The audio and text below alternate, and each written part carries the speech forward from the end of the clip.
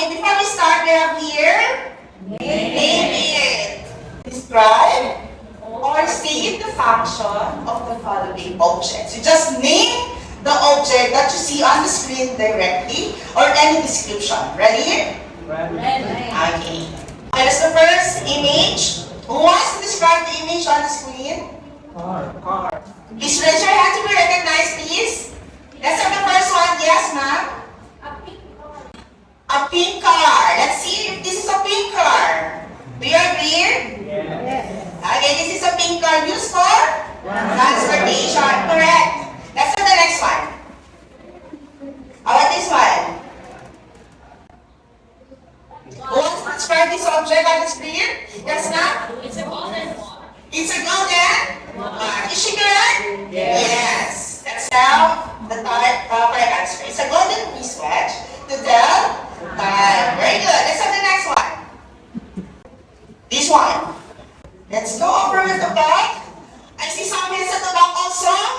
Let's have what is the object on the screen. Yes, ma'am? An old telephone. An old telephone. Let's see. Can you see the color, ma'am? A black old telephone. Let's see if it's correct.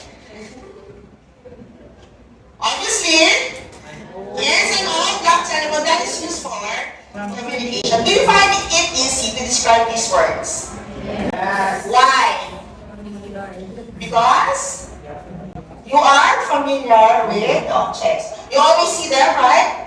You meet them in every day? Yes, so that's easy. How about when I will give you images that are not familiar with you and you have to describe it not directly. Name the picture without actually naming it.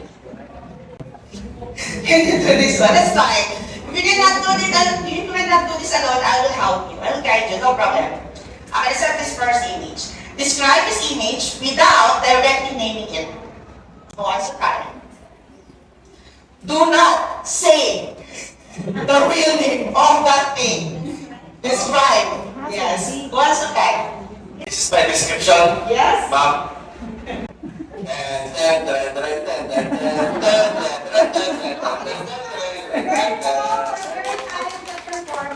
Once again, to give his answer or her answer here, describe it without not actually naming it directly. Yeah? You talk up. Right, the sound is, do you think the sound is fit to this object? Yes. Sounds coca. Another description. Yes, ma'am. Yes, ma'am, yes. Greenwich. Green because it's green.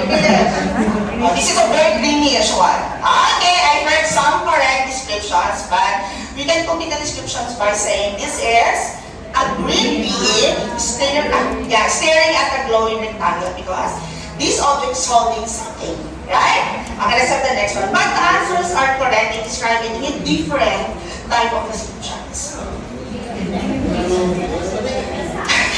I don't know the answer. Okay, let's have the next one. This one.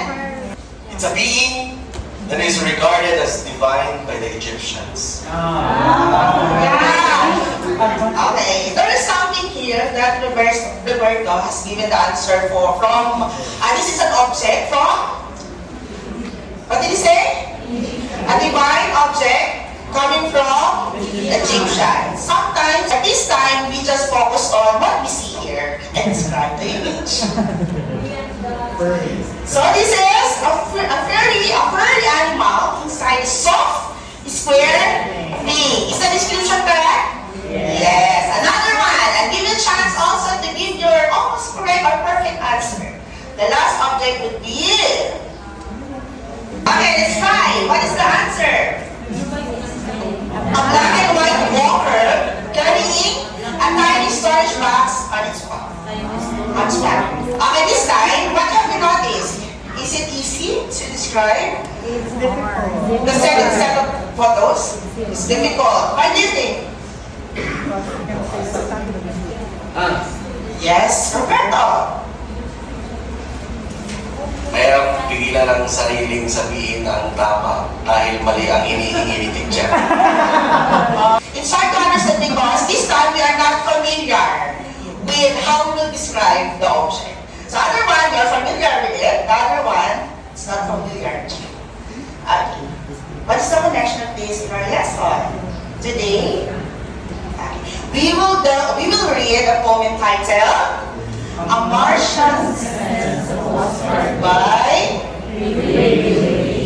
where a Martian describes Earth using creative comparison. Just like what you did today with those two sets of activities guided by today's activities. And our objectives. And our objectives today is letter A, identify the imagery, diction, metaphors, and point of view used in a Martian sensible home poem. The next one is to analyze how these literary elements express individual and communal values and contributes to the meaning of the poem. And the third one is to explain the universal truths, philosophies, and life lessons presented in the poem as a means of understanding and valuing other people and the circumstances. And the last one will be able to demonstrate appreciation of diverse perspectives through participation in collaborative literary analysis. So these are expected of you after the lesson. Okay, before we start, so that we can better understand the poem, let's have first the different context clues. So let's unlock your vocabulary for today's lesson. Okay, these are our vocabularies for today. Pwede yatang i-enlarge na yan. Ayun.